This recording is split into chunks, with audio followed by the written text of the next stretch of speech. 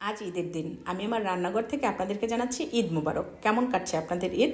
আজ আমি খাসির মাংস দিয়ে কাচ্চি বিরিয়ানি রান্না করেছি। এটা রান্না করার জন্য যে মশলাগুলো নিয়েছি তা হলো শাহি জিরা, তারপরে নিয়েছি কালো এলাচ বড় বড় 3টি টুকরো আমি নিয়েছি।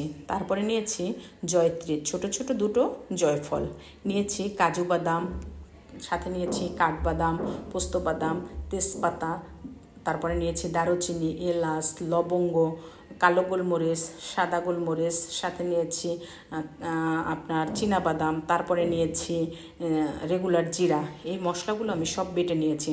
সাথে নিয়েছি আলু বোখারা, নিয়েছি জর্দার রং, নিয়েছি গোলাপ জল, তারপরে নিয়েছি সয়া সস, ভিনেগার, তারপরে কাচ্চি বিরিয়ানির মশলা, তারপরে ঘি, টমেটো সস, কাঁচামরিচ। আর যে মশলাগুলো দেখিয়েছি সেই মশলাগুলো আমি বেটে নিয়েছি। এরপরে আমি মাংসটা রান্না করার জন্য সবগুলো দিয়ে দিয়েছি আমি পেঁয়াজ কুচি, আদা বাটা, রসুন বাটা, দিয়ে দিয়েছি টক দই, তারপরে দিয়ে দিয়েছি কিশমিশ, দিয়ে দিয়েছি তেজপাতা, দারুচিনি। এরপরে আমি যে বাদামগুলো বেটে রেখেছি সেই বাদামগুলো আমি দিয়ে দিলাম। আর তারপরে আমি আপনাদেরকে যে মশলাগুলো দিয়েছি সেই মশলাগুলো একে একে সব দিয়ে দিলাম।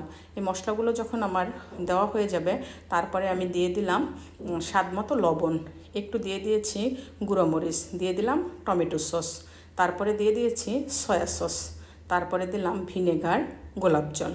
এরপরে এই মশলাগুলো দিয়ে আমি তারপরে যখন পেঁয়াজ ভেজেছিলাম, বেরেস্তা করে রেখেছি, সেই পেঁয়াজের তেলগুলো দিয়ে দিয়েছি, আলাদা কোনো তেল দিইনি। তারপরে আমি লিকুইড দুধ দিয়ে দিয়েছি। তারপরে এগুলো দেওয়া হয়ে গেলে মশলাগুলো সব আমি যখন দিয়ে দিয়েছি, দিয়ে তারপরে এগুলো আমি ভালোভাবে হাত দিয়ে মাখিয়ে নিয়েছি। এগুলো ভালোভাবে মেখে নিব এমনভাবে যাতে এটা সমস্ত মশলার গায়ে, মাংসের গায়ে লেগে যায়। এরপরে এটাকে আমি ঢেকে 40 মিনিটের মতো রেখে দিয়ে তারপরে আমি চুলার উপরে দিয়ে দিয়েছি।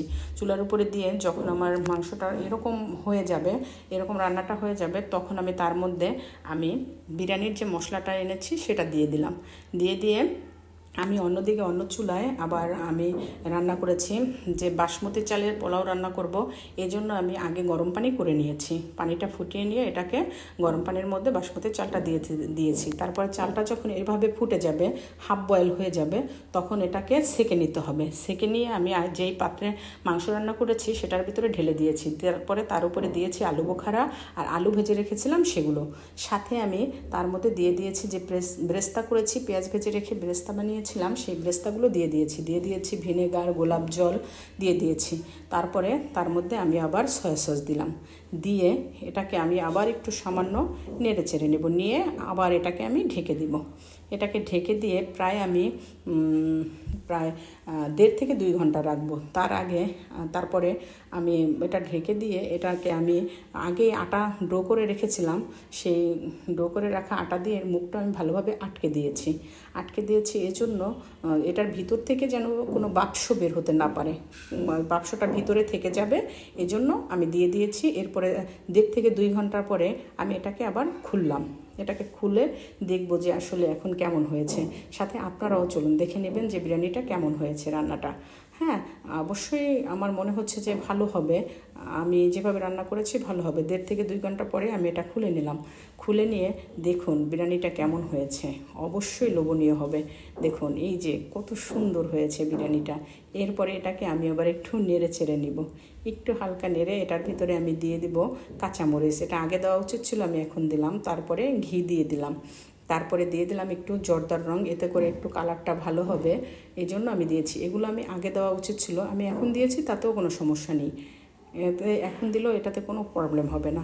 এরপরে আমি বিরিয়ানিটা ভালোভাবে নেড়ে চেড়ে নিব, আপনার মাংসটা উপরে উঠিয়ে দিব এবং মশলাগুলো যেন চালের ভিতরে ভালোভাবে লেগে যায়, রাইসটার যেন কালারটা মাংসের কালারের সাথে মিশে যায়। তারপরে আমার যখন এটা ভালোভাবে নাড়াচাড়া হয়ে যাবে তখন আপনারা দেখুন যে এটার আসলে কত সুন্দর দেখতে, আসলে খেতেও ভীষণ টেস্ট হয়েছে।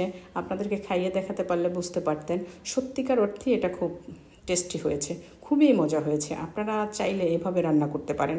আপনারা যদি বাসায় রান্না করতে চান অবশ্যই এভাবে রান্না করে খাবেন।